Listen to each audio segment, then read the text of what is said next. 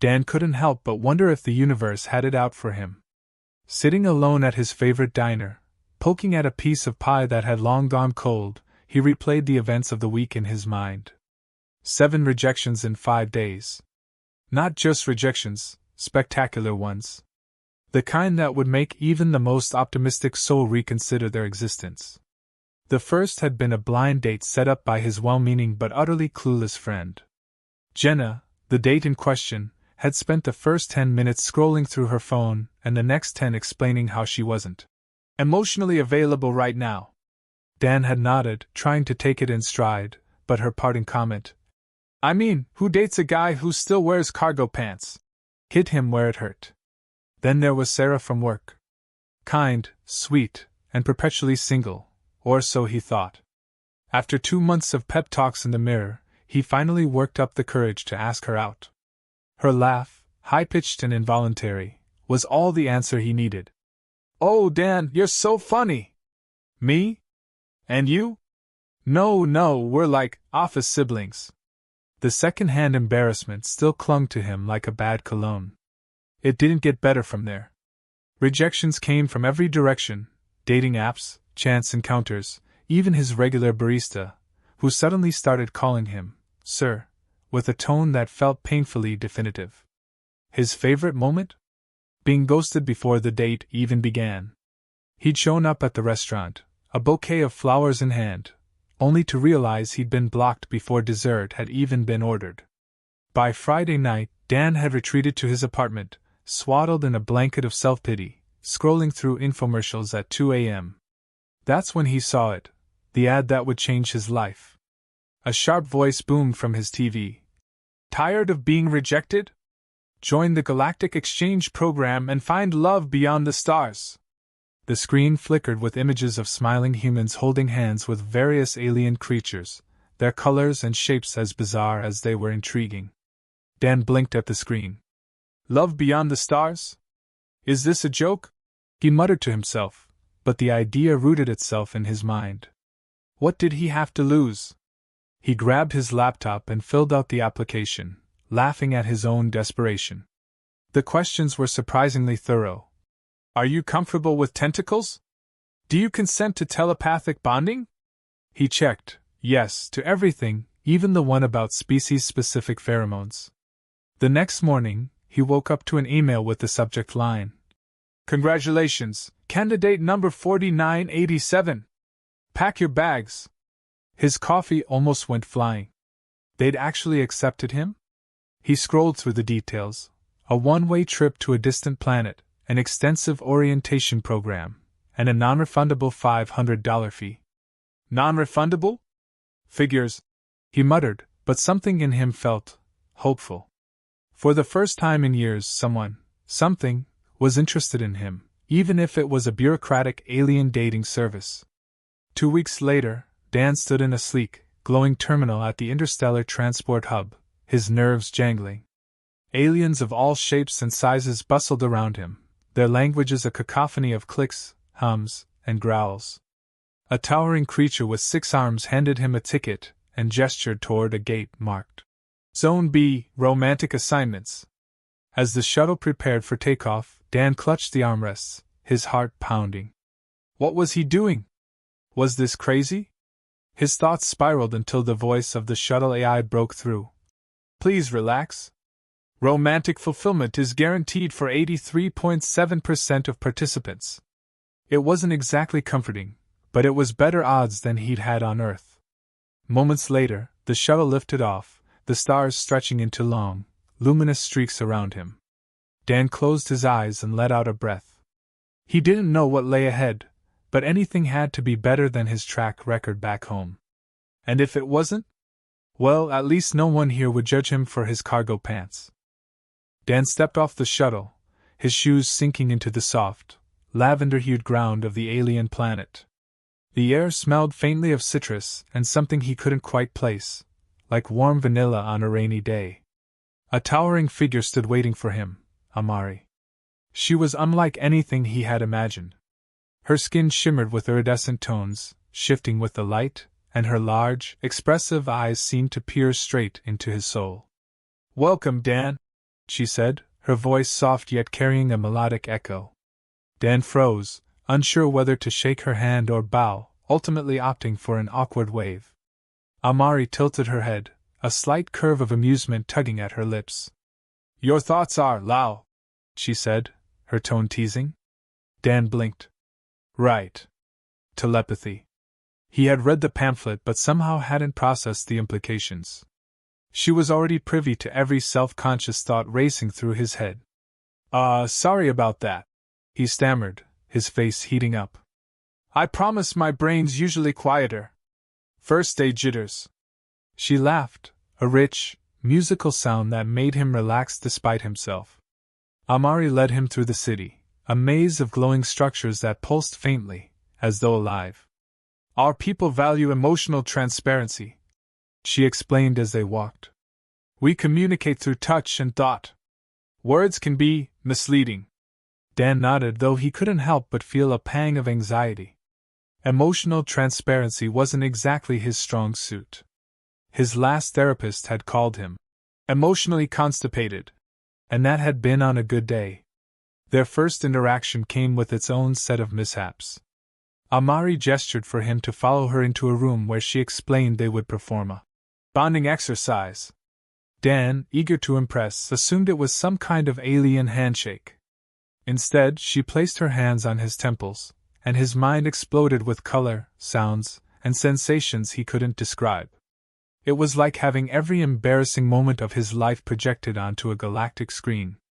Oh no, he muttered under his breath as Amari's eyes widened. You saw the karaoke incident, didn't you? She tilted her head in confusion, then burst out laughing. Humans, you are full of surprises. Amari seemed both fascinated and perplexed by him. While her people value connection, they rarely encountered the kind of chaotic inner monologue Dan had going at all times. To her, it was like unwrapping an unexpected gift. To him, it was mortifying. Do all humans narrate their own lives this way? She asked, her amusement palpable. Dan shrugged. Pretty much. Helps us process things, I guess. Or in my case, overthink them to death. Despite the initial awkwardness, something clicked between them. Dan found himself loosening up, even cracking jokes to hide his nerves. To his surprise, Amari seemed to enjoy his humor, even when it teetered on the absurd.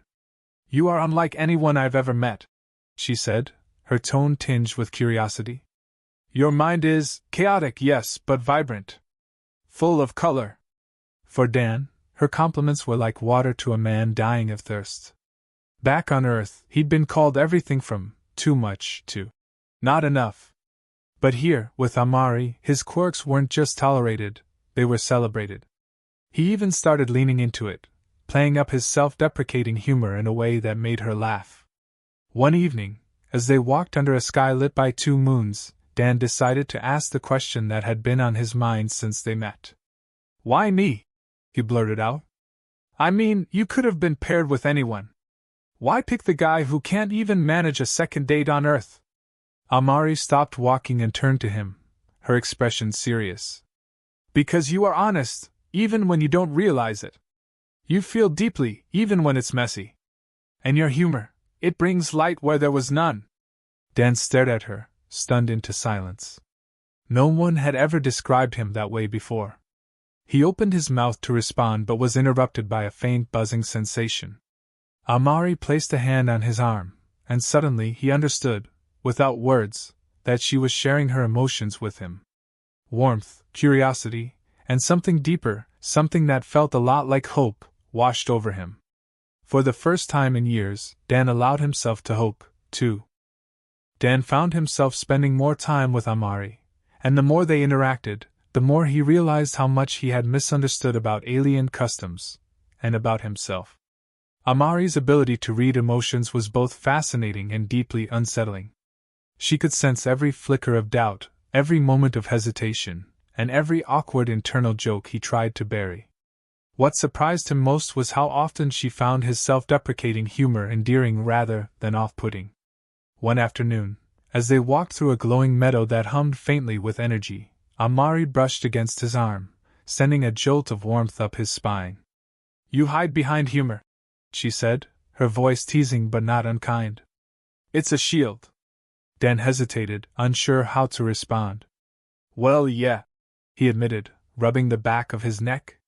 Better to laugh than let people see the mess underneath, right? Amari stopped and turned to face him, her luminous eyes locking onto his. You humans are so afraid of vulnerability, she said, her tone half curious, half reproachful. In my culture, the mess is the most beautiful part. It's where connection begins. Dan let out a nervous laugh, but her words stuck with him. No one had ever framed his flaws as anything but something to fix, to hide. Yet here was this alien woman, finding beauty in the very things he had spent years trying to downplay. It was both humbling and exhilarating. Their relationship deepened, though not without its fair share of comedic missteps. One evening, Amari invited him to participate in a fusion ritual, a tradition she explained was meant to strengthen their bond. Dan, eager to impress, assumed it was akin to a romantic dinner back on Earth. He even dressed up, if cargo pants and his cleanest polo shirt could be considered dressing up. To his horror, the ritual involved smearing a strange, sticky substance across their foreheads while chanting in a language he could barely pronounce. He tried to keep up, but halfway through, the goo dripped into his eyes, causing him to flail comically. Amari laughed so hard she nearly doubled over, her musical voice echoing across the meadow. You are unique, she managed between giggles. In the best possible way. As embarrassing as the incident was, it brought them closer. Dan realized that his attempts to impress Amari, while often clumsy, were appreciated for their sincerity. And Amari, in turn, began to open up about her own insecurities. Despite her confident demeanor, she confessed that many in her society saw her interest in humans as eccentric, even frivolous. They think emotions make us weak, she admitted one night, her voice tinged with melancholy. But I believe they make us strong. Dan felt a surge of protectiveness he hadn't expected. Well, they're wrong, he said firmly. You're the strongest person I've ever met. Emotion and all. Their bond wasn't just emotional, it was deeply physical, too, in a way that often left Dan scrambling to keep up. Amari's species viewed touch as an essential form of communication, and her affection was both overwhelming and intoxicating. A simple brush of her hand could send waves of warmth coursing through him, leaving him both exhilarated and flustered. You're like a walking mood enhancer, he joked one day, earning a playful shove from Amari. But it wasn't all smooth sailing. Their differences sometimes led to misunderstandings, particularly when it came to humor. Amari didn't always grasp the subtleties of Earth's double meanings, and her attempts to make jokes often backfired hilariously. Dan, I find you very stimulating, she said during one particularly intimate moment, her tone serious. Dan choked on his drink, unsure whether to laugh or explain. Thanks? He managed, the awkwardness only making her smile more. Despite these moments, or perhaps because of them, their connection grew stronger. Dan began to see himself through Amari's eyes, not as a series of failed dates and insecurities, but as someone worthy of love and acceptance. And in turn, he showed her the beauty of imperfection, of finding joy in the chaos. One evening, as they sat together under the twin moons, Dan felt a shift between them. There was no dramatic declaration, no grand gesture, just a quiet understanding that they had found something rare and precious in each other. Amari reached for his hand, her touch sending a familiar warmth through him. You're not like the others, she said softly. And that is why I choose you. Dan smiled, his heart lighter than it had been in years. Guess I finally found someone who can handle the mess, he said, his voice laced with humor but his eyes full of gratitude. Amari tilted her head, her expression thoughtful. Not handle, she corrected gently. Cherish. As their connection deepened, Dan and Amari found themselves navigating the challenges of being an unconventional couple in a galaxy that wasn't always accepting. News of their relationship had spread quickly, and while many celebrated the odd pairing, others were less supportive. Dan had never been the center of attention before, and he wasn't entirely sure he liked it. One morning, as he scrolled through the intergalactic network, he stumbled upon a headline that read, "Human Akari romance sparks debate, beautiful or bizarre?" Beneath it was a picture of him and Amari from a recent outing, his expression awkward and her hand resting protectively on his shoulder. "Well, that's not horrifying at all," he muttered, closing the screen. Amari noticed his unease and placed a hand on his arm, sending a soothing warmth through him. "Do not let their opinions trouble you," she said gently. "Our bond is ours alone. Others may not understand, but that does not diminish its value." Dan nodded, grateful for her reassurance, but the doubts lingered. It wasn't just the external judgment, it was the nagging question of whether he was enough for someone as extraordinary as Amari. Her world, her culture, her very existence felt like something out of a dream, and he often feared he was merely a passing fascination for her. But Amari, as always, seemed to sense his thoughts. "Dan," she said one evening as they watched the twin moons rise, "your fear does not go unnoticed. But let me make this clear, I did not choose you lightly. In a galaxy full of possibilities, I chose you because you see me, not as a diplomat, not as an Akari, but as Amari." Her words hit him like a warm wave, melting away his insecurities. He managed a smile, his usual humor returning. "Well, when you put it like that, I guess I have no choice but to believe you." Their challenges weren't limited to public opinion. Cultural differences continued to provide plenty of comedic moments. When Amari introduced him to her family via a holographic projection, Dan had done his best to appear respectful and composed. Unfortunately, her father, a towering figure with an aura of intimidating authority, had taken one look at Dan and said something in Akari that made Amari burst out laughing. "What did he say?" Dan asked nervously, his palms sweating. Amari grinned, her eyes sparkling with mischief. "He said you are an unusual choice. But also that he admires your bravery." Dan exhaled in relief, though the word unusual stuck with him. "Well, that's not the worst thing someone's called me," he quipped, earning another laugh from Amari. Despite the light-hearted moments, their relationship had its fair share of deeper challenges. Amari's duties as a diplomat often took her away for long stretches, and Dan struggled with the loneliness that came with it.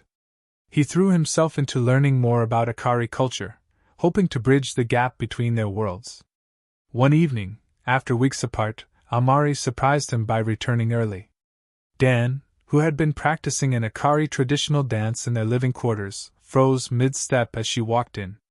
Her laughter filled the room as she watched him stumble through the intricate movements. "You never cease to surprise me," she said, pulling him into an embrace. "Well, I figured if I can't impress your dad with my rugged charm, I might as well try cultural competence." He joked, though there was a sincerity in his tone that Amari didn't miss. Their reunion was a reminder of why they worked so well together. For all their differences, they shared a deep respect and genuine affection that transcended species. Amari's telepathic abilities allowed her to understand Dan in ways no human ever had, and Dan's humor and resilience brought lightness to Amari's often serious world. As time went on, they began to plan their future together.